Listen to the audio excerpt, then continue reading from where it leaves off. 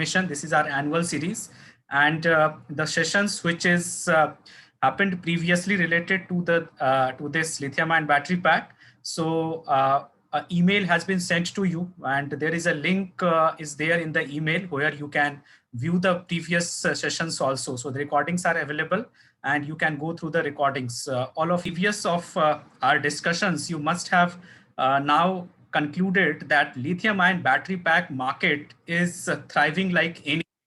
There is a very huge growth potential is there, and you also must have been seen around you that every new applications are coming up based on this backup, because nowadays it is the requirement of the portable devices are there. So not only the electric vehicles, but there are lots of IoT and electronics devices are there which require these backups, and lithium-ion battery packs are the one of the most important, or I can say that lithium-ion battery pack is one of the best used backup system for these kind of the devices. So just going through some data, so it is there is happening around a double fold growth into this market. Just a comparison from 2019 to 2026, the projection, and it is almost a growth of a 15.4% is expected. And I believe that this is just the projection, but actual data will be higher than this because of the growth into this IoT and this storage technologies. So apart from the EV, we have the lots other applications also where the lithium-ion battery packs will be much used. And there is a lots of involvements, or I can say this lots of new technologies are coming up related to the electrolytes. So that is again driving the higher growth of battery market. We had the earlier the very limited number of chemistries for the electrodes and the electrolytes, but as there is a growth and there is amalgamation of supercapacitors and with the fuel cell technology happening for the lithium ion, so it is growing like anything. And in chemistry wise, if I will say, so NMC chemistry market segment is having a growth potential of more than 18%. If you are looking the regions, so the people who are attending today are from these regions. So it is from the either North American region or European region or APAC region that has a potential of more than 90% into this. So why not to reap this benefit in any of the way? It is not necessary that you are just going to manage battery pack, but there are lots of business models available into the lithium ion segment, starting from the technology development to see thereafter the manufacturing, thereafter the secondary uses of the battery packs. So there are lots of business opportunities are there, and not only the business, but if you are research professional, so there are lots of research opportunity for you is there in the lithium ion segment, and definitely you can do wonders into this if you are interested in. If I'm talking about the what are the factors that drive this huge battery demand, so product wise, if I'm out, so initially like it started to and we see also that it starts with the portable applications like mobile phones or your solar applications. So the re-energizing systems are requiring these battery packs. And there is, as the applications are growing, so there is a very much growth demand as per the application wise. So now it is the vehicles. So automotive is having almost of 90% uses into this. The battery has the uses of around 90% into the automotive sector. So in either into a regular energy storage system, like in electric vehicles, so battery electric vehicles, we have a regular energy storage into the batteries, or if it is a fuel cell vehicle or it is a IC engine vehicle, so we have the starter batteries available. So in one or other way, battery will be used in your vehicle application. So automotives has much of the uses, and you can develop various types of combinations of your battery packs for the automotive applications. And starting from just module systems to it is now growing into a big cell packs or kind of a grid connected systems are also involving for the public transports systems and the larger charging systems for the battery packs. So, and as per this, applications are growing, and at the same time, the electronics is shrinking nowadays. So we have a requirement of portable devices or a small size devices where we have a large, where we need a larger backup, like your smartwatch that you wear, or maybe your drone applications, maybe your power tools, maybe your hoverboards. So all such devices are shrinking day by day due to the advancement into the electronics and the material technology. But at the same time, they require a higher amount of a power backup. And it is not only the requirement of a power backup is, but it is also the requirement of a accurate measurement of the backup, that how long this battery will last. Like for an example, if you are flying just a drone, I take an example of a drone, and you have a battery into this, and that drone is flying for an hour, and for last 6 months you have been flying that drone for an hour with a backup, with a certain amount of a backup. Now what happens, that the battery is aging, and if the battery is aging, so degradation of the cells happening into your battery pack. Now if you are not measuring it accurately, what will happen, that in place of a fly time of a 1 hour, maybe it will just get dropped down in 45 minutes or maybe in 30 minutes only. So if it has not been calculated in advance, and if your battery system is not giving you enough information regarding the a flight time, or how long the vehicle, or how long your application will run based on the power available into the battery pack, you may go into a complete disease situation where lots of crashes could happen, or lots of system failure will happen. So it should be so dependable as you have a dependence on your car fuel meter. Like in your car fuel meter, fuel gauge, you see that yes, I have around say 10 liters of petrol left. I can go in, say I can go with this petrol up to X kilometers. Or if my car has is running out of a petrol, so in that situation, how much length I can travel with this. So same thing, that the feeling that you should get with the battery, but the battery is not able to give you this thing. So there must be something that needs to be involved into it, and there must be something which intelligent algorithms that we need to implement into this. That's how you will be you will get the information related to this, that yes, we can, and you have a dependability that yes, I can go this much amount of extent, or maybe my application can run for this much amount of an hour with the battery power left. So that's what the agenda is to talk today, that how the things are becoming smart, so that you can tell your customers or your application that don't worry buddy, this is the time that you can run, right? And by the just a figure, so it is by 2024, it is expected to a growth potential of 638 gigawatt hours of energy requirement. So you can see that the demand. So take any of the industry segment, there is a presence of this lithium ion battery pack, and it is fastly replacing the lead acid segment. Even having the lead acid, even having the lithium ion, having the initial cost is higher, approximately in some of the cases it or 5 times, in some of the cases it remains around twice or thrice. So depending on the chemistry of lithium ion you are using, still there are the high initial costs. There is a possibility of a thermal runaway in the case you are not managing the battery packs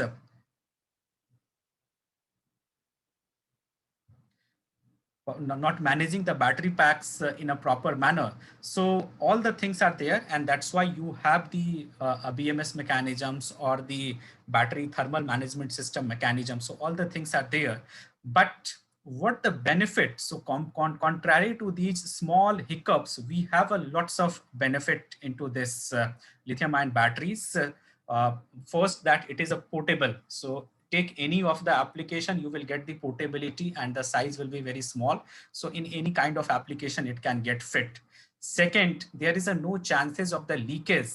So if the leakage is not happening, and you can mold the chemistry into any of the size with the various packages available, like the cylindrical package, the prismatic package, thereafter these pouch cells. So all these kind of packages are available, and there is also easy to mold the package as per the application requirement, like prismatic cells could be easily molded into the package requirements. So it becomes a very apt to your application as per the size, and it remains a lighter. That's what the benefit we have.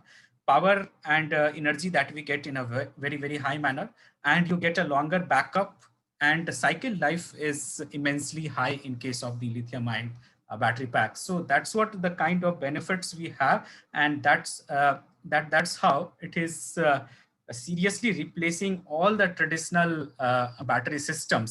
But what happens that in case of you are using the lithium ion battery packs into such a huge manner, so then dependability increases much on these kind of backup systems of yours. And with the benefit, like you are investing a higher cost and you are getting the backup through the battery pack. So even if you are investing higher, so then you will require a better performance. So how the better performance that you can ensure, that is the smart batteries can only be able to ensure you all these things. So this is the applications are there. And but what the thing is, battery is a black box. It will not tell you that what is its condition is. Just take any of the cell in your hand, or will you be able to tell that what is the condition of this cell is, whether it is a fused cell or it is SOH is a lesser of S, or it is a charged, or it is a non-charged. Will you be able to tell this? Anyone? Just by taking any of the cell in your hand, will you be able to tell?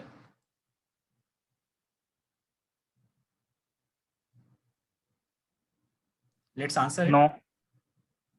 You can use chat window.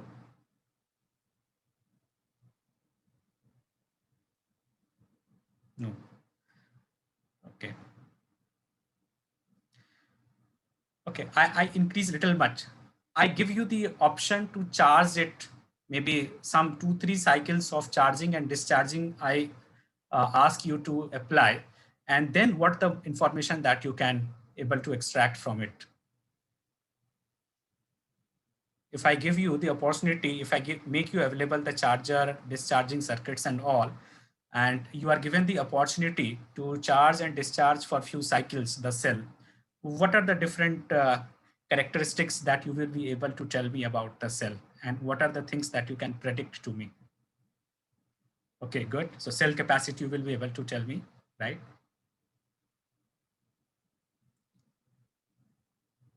Durability. Okay. And how accurate this durability will be? Okay, so you can predict the cycle timing, charging and discharging current. Okay. What about others? There are lots of people connected.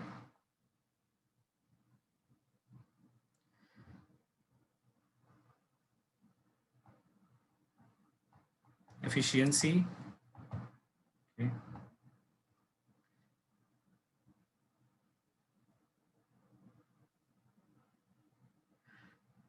Good. Okay, so I just resemble it with a old Indian tale. You must have uh, heard it in your, say, 4th, 5th standard. This is the image is there. Anyone of here has heard about this tale? This is an old Indian tale.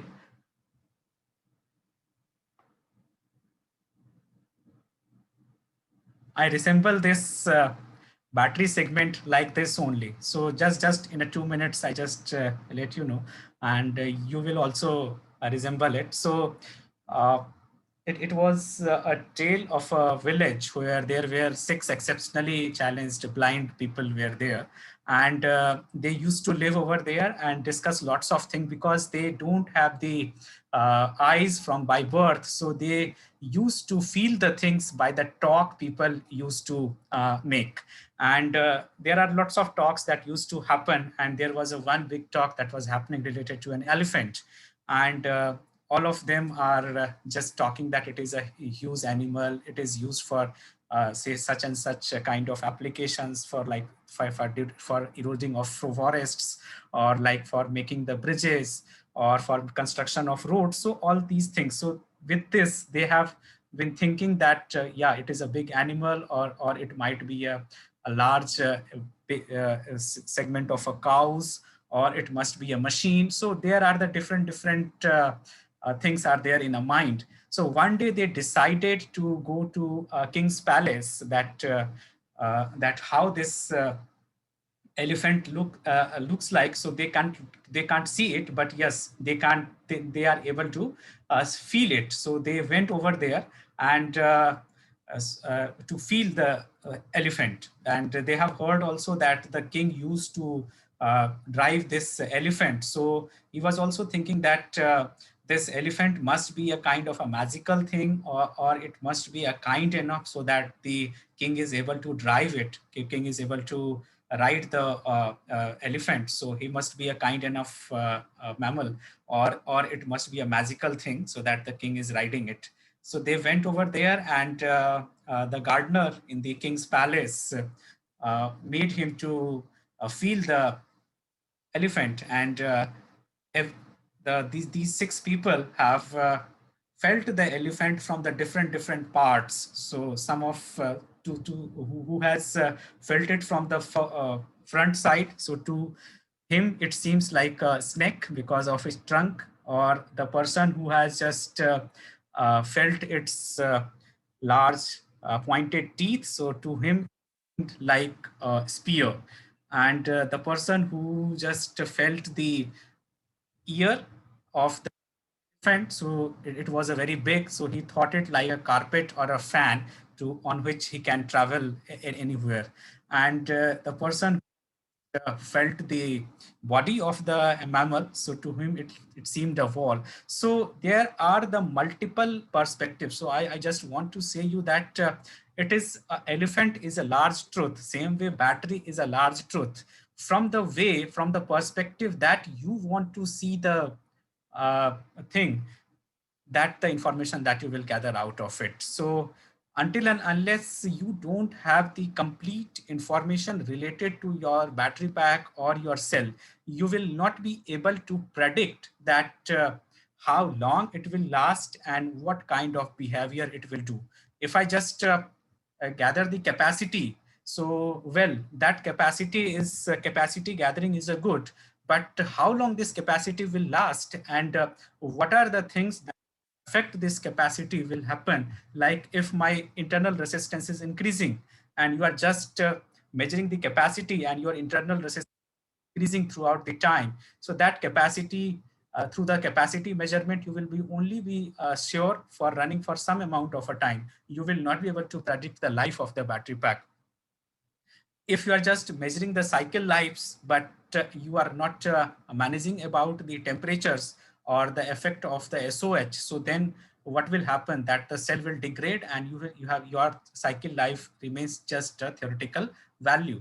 So we have to see the cell from a very integrated perspective, where all the parameters that you need to extract whenever you are talking about the battery, it is not just a one or two characteristics that will let me know that the battery pack is this much amount of a healthy, or it will last for this much amount of a time. And everything, even I just let you know that even after gathering all the informations, it may remain an estimate if you are not managing the battery packs within temperature ranges, or the time you have measured all the things, and after that you are not managing your battery pack into a particular conditions. So what the requirement is that you will be gathering all the informations throughout the life of the battery pack under each of the stress and the non-stress conditions, and continuously you will be telling the status that yes, this is how the battery is going to last. So same way, it is a complete truth is something different. The complete truth was an elephant, but for a different people, it seemed like a different thing. So same way, battery is cell is or a battery is not just about a one thing. We have to see the things in integrated. So the battery, there is just a proverb, again I'm talking here. So it is just a wild animal, and because it has the various characteristics, as you don't predict that how the wild animal will behave in the next moment, same thing will battery will have. And only by the means of the artificial intelligence and the smart electronics, you can domesticate it. So because if you know the behaviors, and based on that behavior, if you are able to predict the next moment what the happen in the battery pack, so this is only be possible with the help of the artificial intelligence. And to implement these artificial intelligent methods, you need a smart electronics into your battery packs. So there are the three major shortcomings are there into this battery, and which I have mentioned you over here. So the user, if you are a user of a battery pack, so you generally don't know that how much runtime the pack has left. Maybe you are seeing all these things on the display, but if that has not been calculated properly because of the factors involved into it, so you will not accurately know that how much runtime the pack has left. And just in the beginning also, you will not be sure that will the application be supported by the battery pack you are using.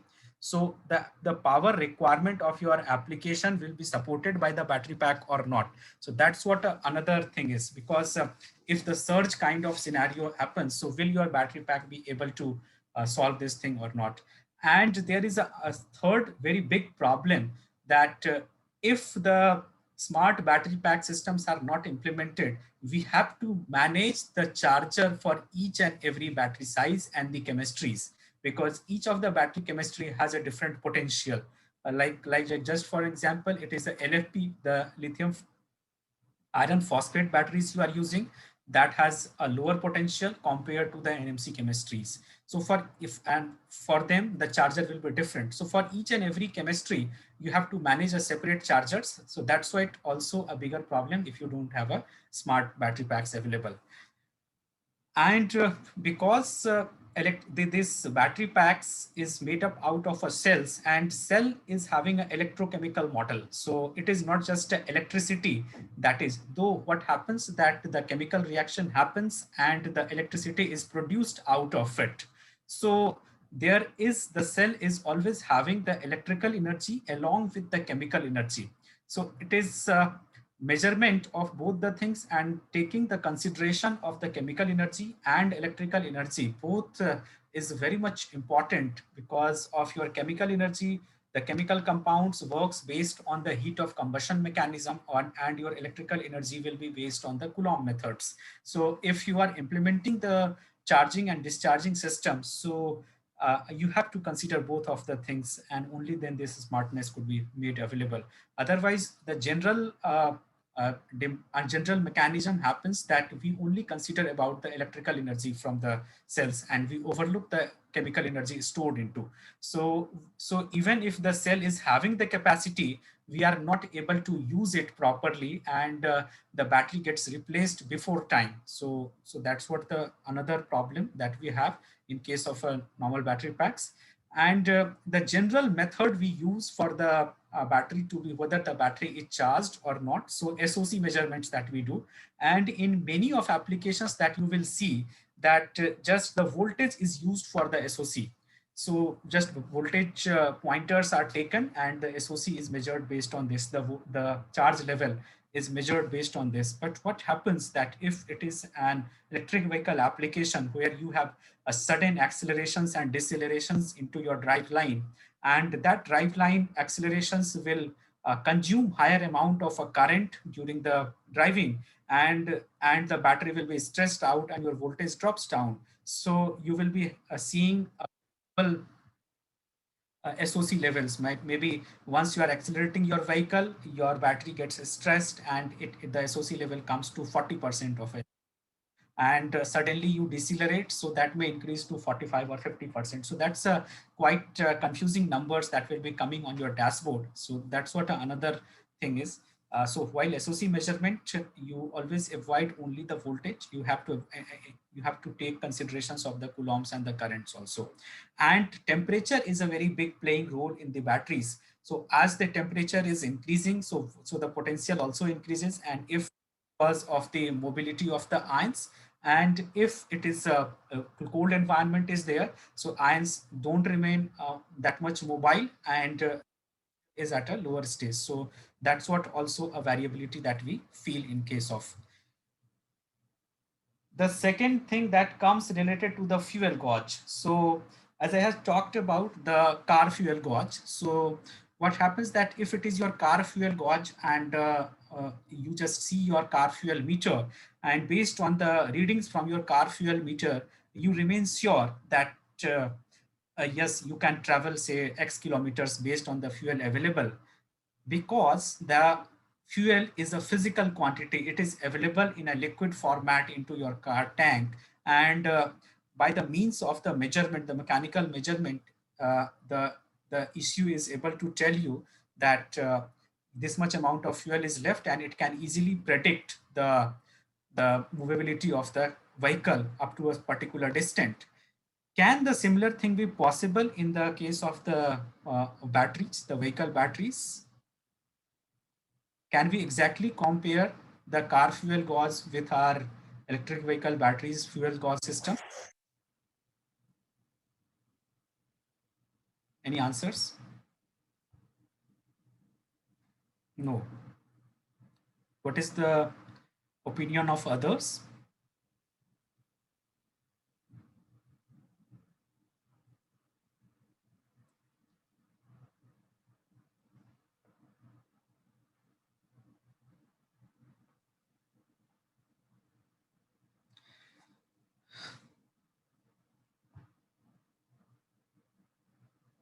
What the problem that you see? So actually, in case if I'm just comparing the battery fuel gauge with a car fuel gauge meter, so it is battery is just a sinking vessel, I can say, because every time, yes, it is very much dependent on the load. That's a very right answer.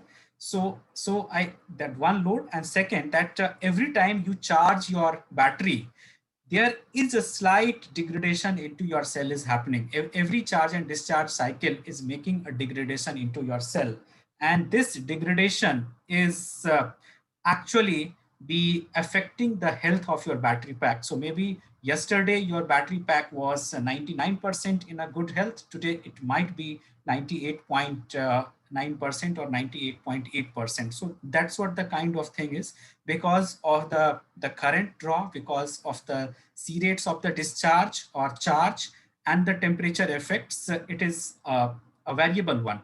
But what happens that in case of a fuel gauge mechanism, uh, we consider it as a standard. Like we always take that absolute value always as the health. So then the predictability will be a very much varying one, because we don't consider the aging effects, because in generic fuel gas systems, we don't consider the aging effects of the battery pack, and that will lead to the fallacy measurements of the SOCs.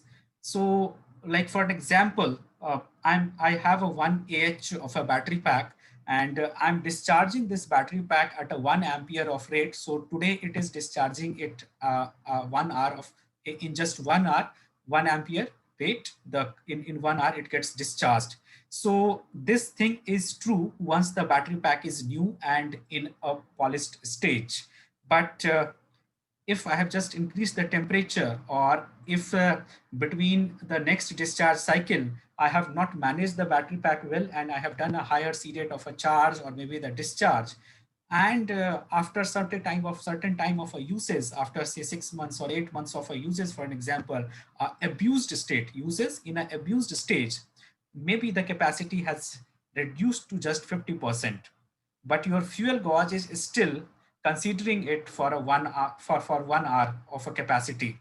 So but your capacity is left only to 50% now. So what was the thing that was happening in say 1 hour will now happen in 30 minutes only. So that complete discharge of your cell will happen in 30 minutes only. But if your fuel gauge is implemented against of the 100% capacity of the battery pack, it is not managing the things in a runtime dynamic environment, you will get a false result. And around 99% of the fuel gas systems are designed like this only, the small cost fuel gas systems are. So it is they are applicable and they remain manageable in the scenarios where we have a casual applications, where we don't have frequent accelerations and decelerations, where we don't have the load bearings on the battery packs and a lower C rate of a discharge is happening. So if lower C rate of a discharge is happening through your cell, the cell ages doesn't ages much. There is a lots of time that you have, and cell remains in a intact stages for a longer time, and it completes its life cycle. But in applications in automotives specifically, where we have a much of the load bearings and frequent accelerations and decelerations and abused uses of the battery packs are there, then this fuel gas system will be completely falsified. So we have to make the fuel gas system also smart enough so that you can give the proper information to the customers. So you must have seen that there are certain electronics is always involved with this lithium ion battery pack, and this is the reason that because lithium ion, first the thing is that lithium ion battery packs needs to be operated in a very safe environment and within a proper voltage and current limits, the discharge and the charge should happen. And secondly, the thermal system is required for this. So that's why electronics is required, but that is a protection circuit that I will call only. So that circuit will be doing the management of the uh, voltages, the charge and discharge currents, uh, and the temperature managements of the battery pack. Now, to top of that, there is also, if the multiple cells are connected in a series and a parallel manner, and you are charging them in a whole, so then there is a requirement of a balancing circuits also. So that balancing circuit does the job of managing the battery pack and charge and dispersing the charge evenly throughout each of the banks of the cell of the battery pack. So then it is the involvement of the BMS comes. So at the very at the very bottom stage, the protection circuit works in your battery packs. On top of that, the balancing circuit works. So that's what the BMS things are. And then there are the smart electronics is there in your battery pack, which measures the SOCs, the diagnostic systems, the communication systems, the data acquisition systems. So lots of other things are other electronic systems are working in your battery pack. So this is the kind of a control board system that you can see. So this is used to measure the everything in a runtime and pass this information to a controller system. That controller system may be in a wired communication or in a wireless communication with the host systems like your motor controller or the ECU units, and then you get the information in a real time. And you also with the smart battery packs, you also have the facilities for setting up the parameters of your battery pack in a runtime. So you have either the touch LCD displays or maybe the for setting the parameters, or you may have the BLE based app communications through which you can manage and measure your battery pack. So in this this is a generic architecture. This is for a smart battery pack where we have the protection plus BMS plus the communication and the SOC fault diagnosis, the SOH measurement algorithm. So all the things are running, and the switching circuits are there just to keep the balancing between the each of the cell banks. And if anything bad is happening throughout the cell, so or the battery pack, so immediately the things could be stopped by the means of the control board. So normally we have only the power lines in our battery pack, but there is an involvement of the control line also. So this control line is running throughout your battery pack from the from the user input side to the control board side. And then this is the BMS front end IC works over here. So it remains in the communication of the cells and gathers the data in a real time. So apart from power, there is a control line concept is there. And for this control line, there are multiple protocols are working. So there, like you must have heard of these CAN, ISO SPI, and nowadays wireless communication protocols are also. But actually, if I'm talking at the battery level, then the protocol which is working is the system management bus, SM bus protocol. So this is working at the lowest level of the battery pack and the host control systems. The CAN protocols, the ISO SPI protocols, all these are the communication protocols running through your powertrain for the communications of the parameters gathered,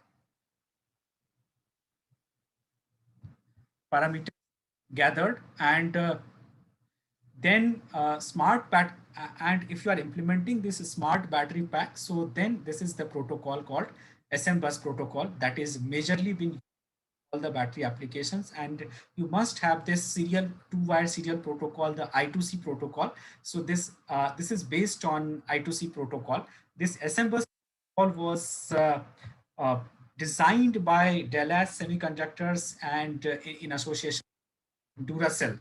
So and for majority of the power related equipments, this SM bus protocol is used. So what does this SM bus protocol does? So its primary activity is to uh, transfer the battery informations which has been gathered in a runtime by the semiconductor involved to the host systems. And based on the information gathered through this SM bus protocol, the host system actually calculates and does the proper estimations of the thing. And what happens that it might be possible to communicate with more than one smart battery packs into your host system, with your host system in a runtime, and evenly you can manage all of them. So this is IC, this is a complete IC circuitry. It is your PMS management circuitry or a protection management circuitry, or nowadays chargings. So the smart chargers are there. So all of them have this SM bus interface, and using this SM bus interface, these both the charger and the battery pack, and secondly the battery pack and the discharging circuit, your load communicates. And normally we have a mentality that the the charger becomes the host for our chargers, and the discharging circuits have the SM bus protocol, which is first communicating with your battery pack, and then based on the data provided by the battery pack, authentication happens, and then the charging or discharging of the circuit is done. So normally we have a tendency of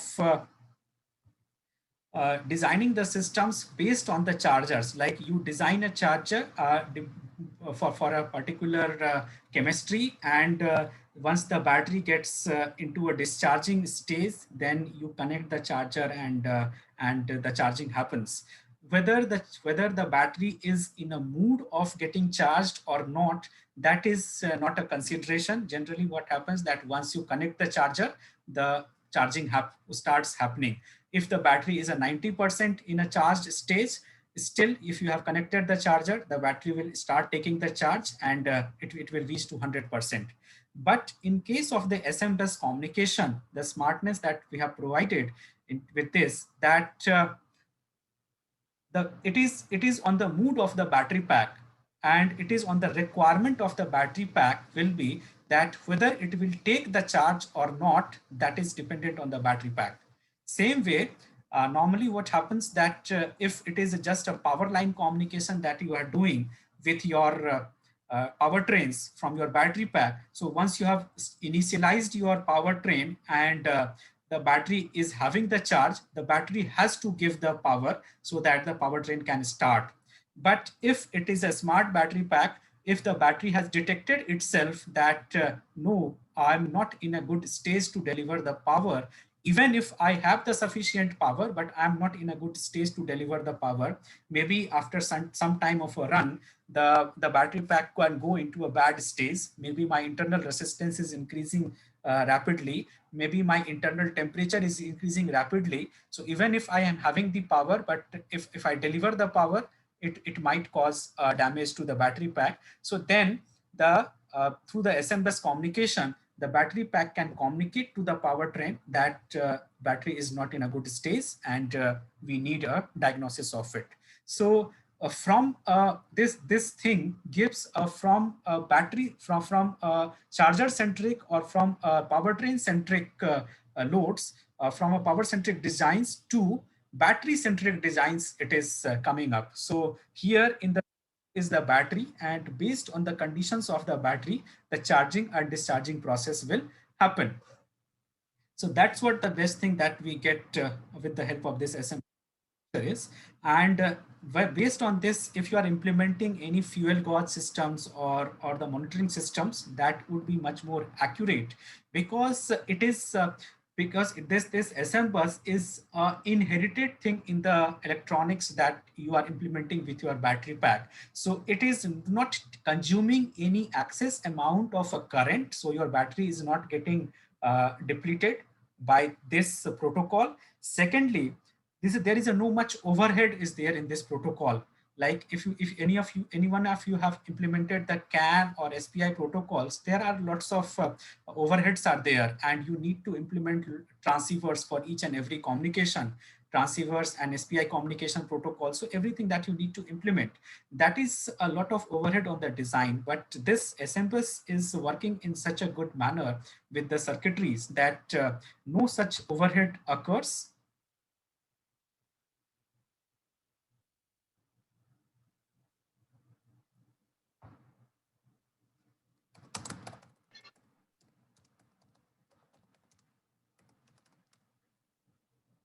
No such overhead occurs in this for both of the circuitries, and it remains in a good stage.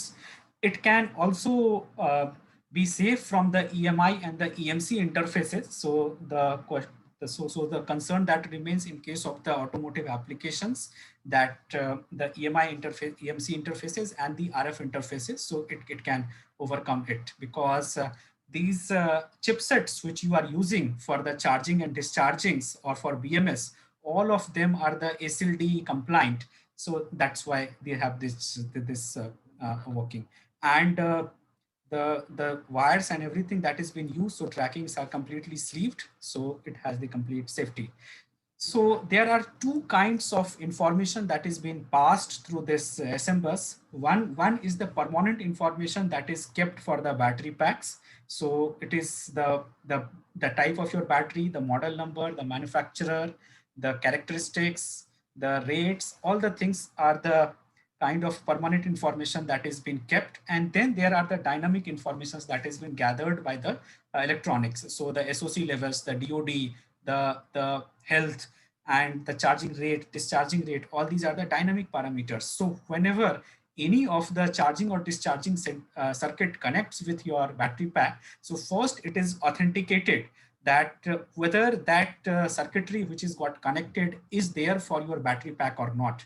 If it is for your battery pack, if authentication happens, only then you allow the authentication based on the condition of your battery pack.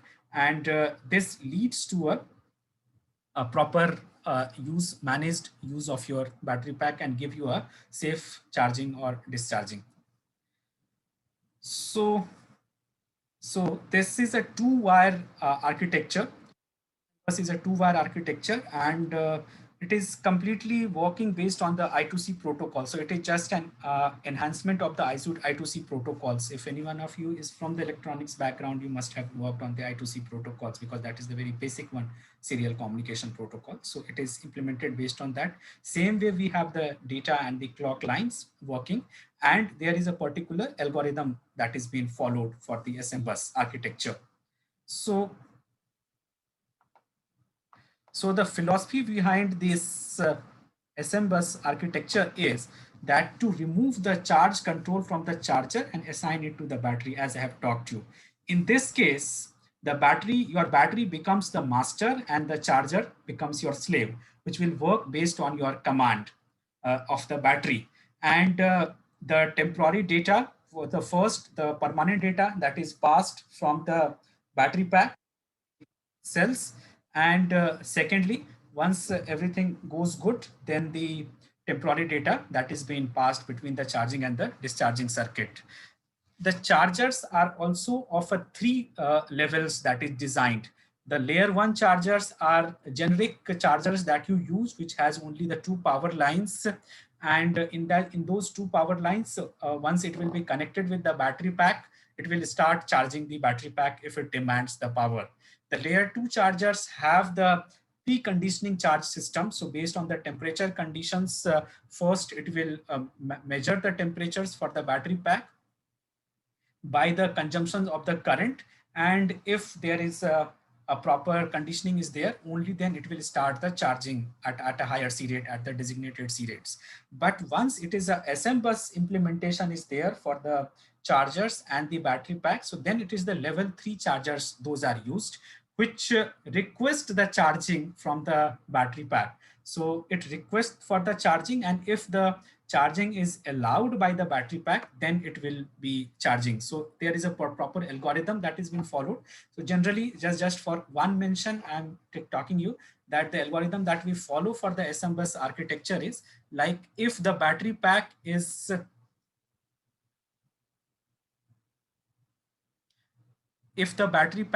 having the charge level beyond 86%, that 86% is generally kept for the level. So if the charge level is dropped down to 86%, then based on the condition of the battery pack, the battery pack will allow the charger to charge itself.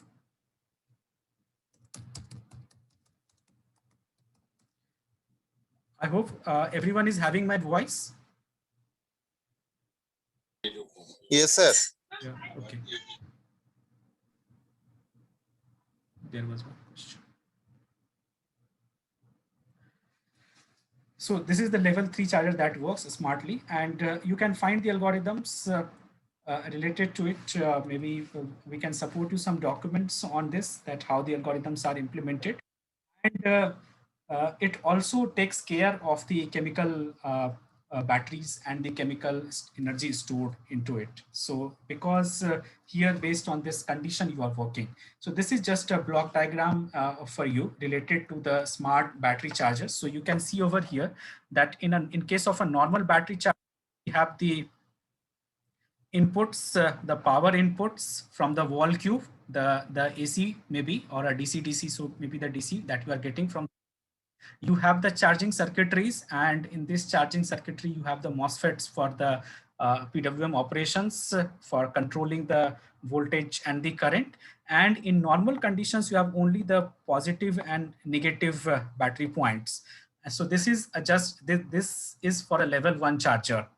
If you have implemented the thermistor mechanism, so then it becomes a level 2 charger, where you are taking the temperature from the battery pack, and based on the temperatures, if the temperature is not rising very high in the beginning of the charge, then it is the proper C rate of charging that you can do to your battery pack. So there is a preconditioning charge, and then the charge conditions, and then the charge cutoff conditions are there. So there is a particular profile for the lithium-ion battery pack that we have to manage, and through this thermistors we can take care of this. And then if you are using this SM bus, so there are the two wires of communication that we have.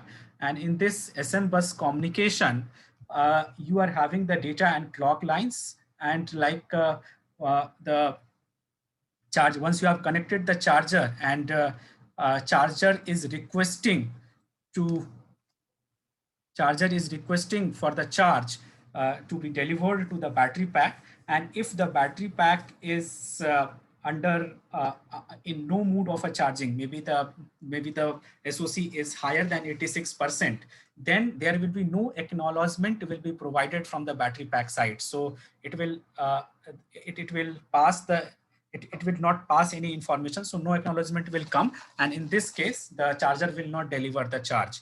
Again, after say some time, it will again ask. So generally the time kept is around 64 seconds. So after each of the 64 seconds, the request, if the charge level drops down to 86%, so after each of the 64 seconds, this handshaking is being opened between the charger and the battery, and based on the requirements, the charge will be delivered. Because if the SOC is dropped down to 80, below to 86%, the battery needs the charge and handshaking happens. So the charger will be delivering the charge, and if not, so then it will the current will not be delivered to the battery pack. So from the charger centric to the battery centric, things have come. And for this, you need to implement, apart from your this charger circuitry, you need to implement control circuitry also. And this control circuitry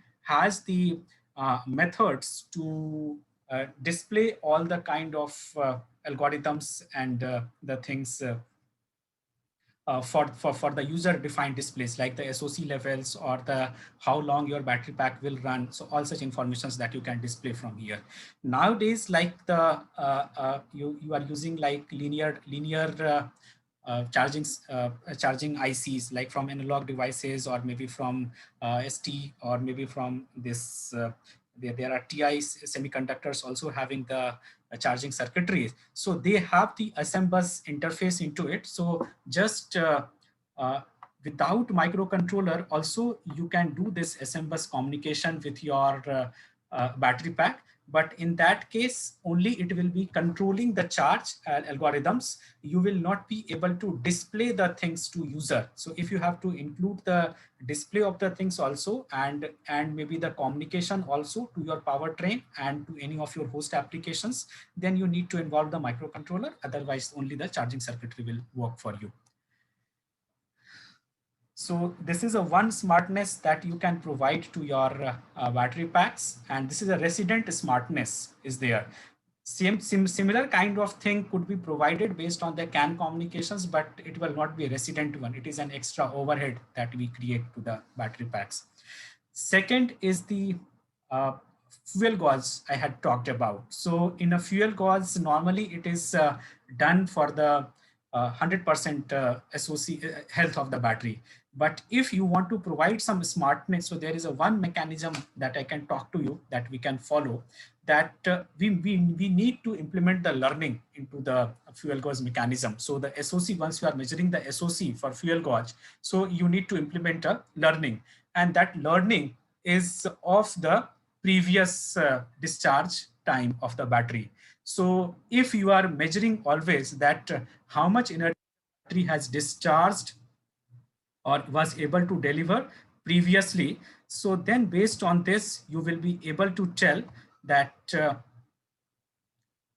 now this is the level of a fuel gauge, and the battery to run for this much amount of a time period. So this is the AI that we are putting into the battery pack. So this also involves the charging time.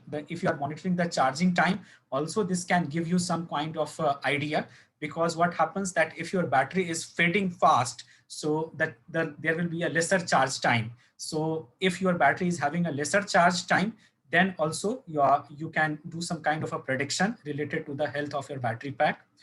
And we can keep calibrating the batteries for this. If you want to really keep your a fuel gauge intact from any of the errors. So you need to keep calibrating it. So either you do a manual calibration or an automated calibration method. So generally the cycle, if it is a running battery, so generally 3 months is kept for the calibrations or a 40 partial discharge cycles. So if you are not using it frequently, so then 40 partial discharge cycles, that is a generic standard is, but depending on your application uses, you might vary it also. And for the calibrations, what we used to do that we take two extremes, that while charging, how much level of the SOC that we have achieved, and while discharging, what is the level of a SOC that we have achieved.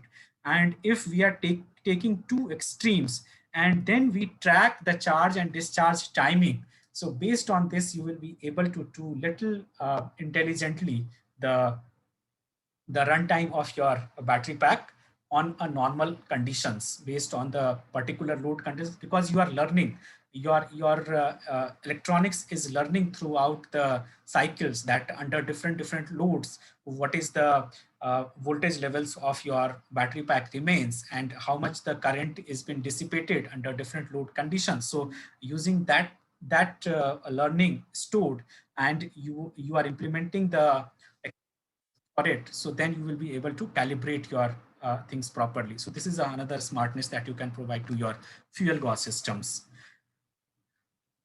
And lots of time you will see that always there is a particular cycle of a replacement of the battery is being kept, like even having the charge left into the battery pack, the manufacturer or the vendor suggests you to replace the battery. So maybe still and lots of things this happen in case of the medical industry I have seen, or automotive industry also I have seen lots of time, and there are lots of use cases are there where and this is not only a particular region, almost all the region of the world that the problem is being seen, that the premature ejection of the battery pack happens from the application. So even the charge is there, it gets replaced based on the time stamping.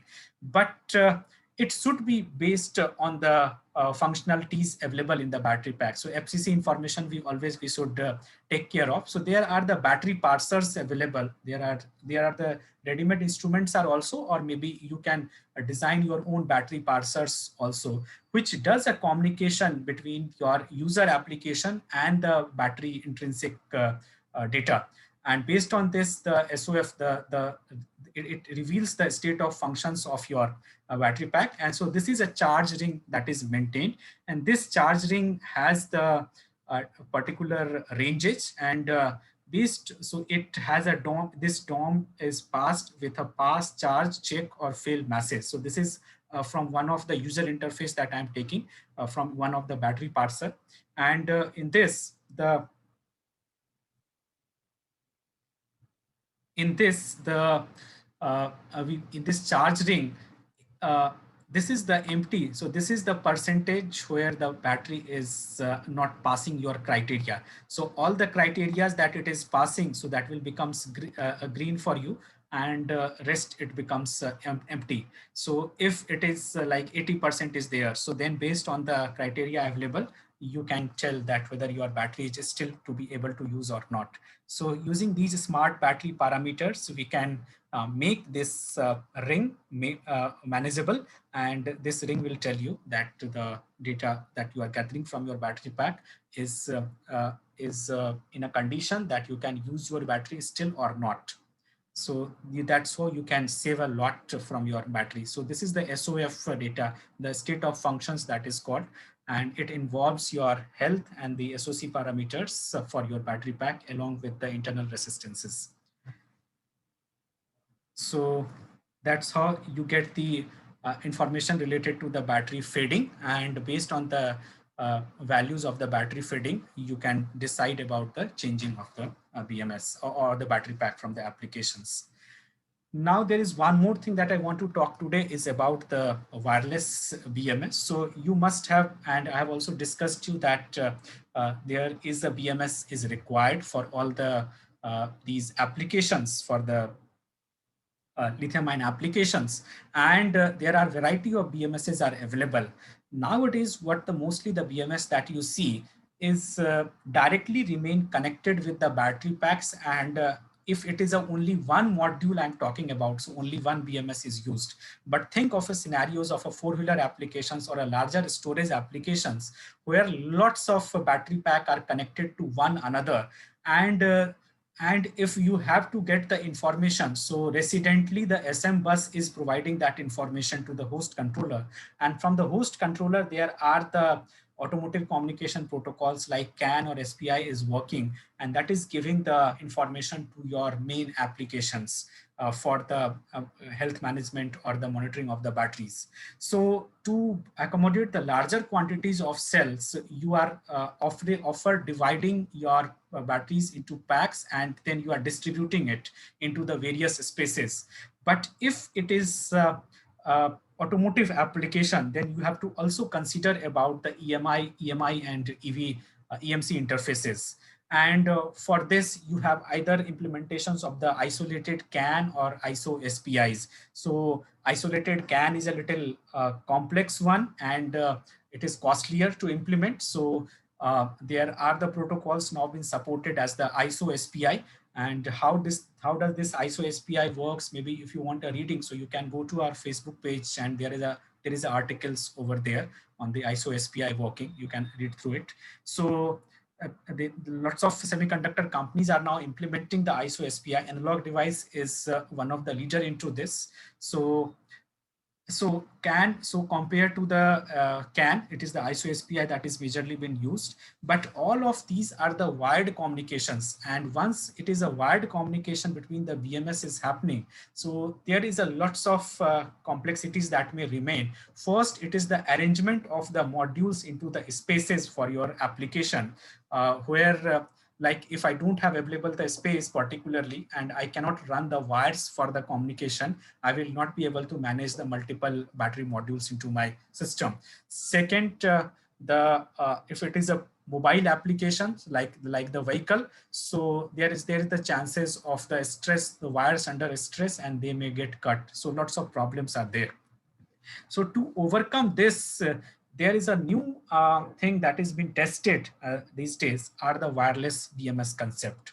So in this wireless BMS concept, we are combining the LTC, like the Analog Device is testing this thing. So they have this LTC 6811 chip. So this is a stackable BMS front end. So stackable means multiple, the BMSs are of two types. One is a single BMS, which can be connected with one battery module. So like 48 volt module or a 60 volt module. So the single BMS has a fixed number of series connections, and then it's over. But if you have the battery pack to implement for a car or a bus or something, so then there is a requirement of a stackable BMS. So in that stackable BMS, the multiple BMS communications are happening, and all these multiple BMS communications are being done using this ISO SPI protocol. So that is again a wired protocol. So in place of this ISO SPI protocol, now we've been tested the wireless communication protocols. But there is a problem with the wireless communication protocol, is that general wireless communication protocols are designed in a one-way manner, and there is a latency effect is there. But in case of a BMS, once you are on a battery pack, if BMS is on a battery pack, and that battery pack is on a road, on a vehicle, so it is very important to have a quick and fixed decisions, so that there should not be any lag happens to the communication, and battery pack will remain safe. So for this, the concept that has been implemented into the wireless BMS is the mesh networking. So if you have known to the networking, so there are the mesh networking protocols are there. In the mesh networking protocols, we have all the wires open, means all the links open, and through any of the links we can communicate. So even one link get failed, we can communicate with the peer systems through the another link. So this offers a completely redundant systems for the frequency and for the path. So this is a stackable nature of the BMS. So these are the multiple battery modules that you can see, and in place of the wired communication between each of them through ISO SPI, everyone have a wireless module connected with each of the LTC chip, and all of them are communicating to each other through the means of the wireless through the mesh networking protocol. And then we have a BMS master. So like the microcontroller, this microcontroller is reading the data which is being passed through all these BMS front-end chips related to the SoC of the whole of the battery pack, which will be used to transfer the data to the powertrain and the host applications. And if it is connected to the cloud, so it will be sent to the cloud also. So generally the interconnection happens like this in case of a normal CAN protocol.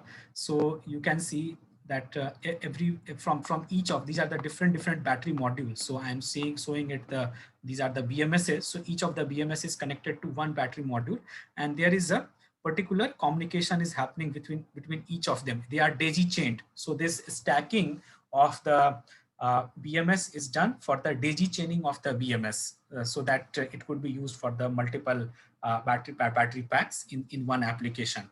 And then it has a microcontroller, host microcontroller through the CAN interface connection. Now there is a shortcoming is that we have to follow a particular architecture of the arrangements of the cell.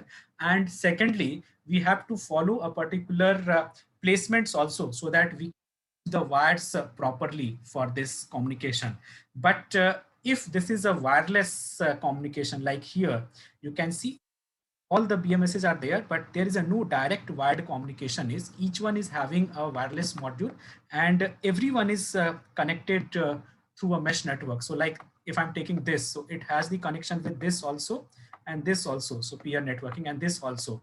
So if anyone can pass the data to anybody, and if any one of it gets bad, but still it can pass the data to the other, and the information will reach to the host microcontroller.